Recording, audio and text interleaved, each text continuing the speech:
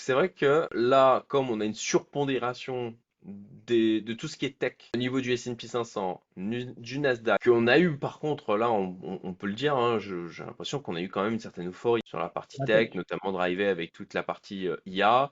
Là, ce qui a donné d'ailleurs un coup de semonce, c'est, alors sur un aspect plus news, macro, c'est la sortie de DeepSeek en Chine qui a fait douter les investisseurs sur l'aspect, bah en fait, peut-être qu'on peut faire de l'IA sans y foutre des milliards plutôt, des centaines de milliards de dollars. Ben, du côté d'NVIDIA, c'est peut-être un peu surestimé, même si je pense que, en fait, NVIDIA, eux, ils ont quand même, vont quand même vendre des puces. Je trouve qu'il n'y a pas forcément de logique par rapport à ça, mais bon.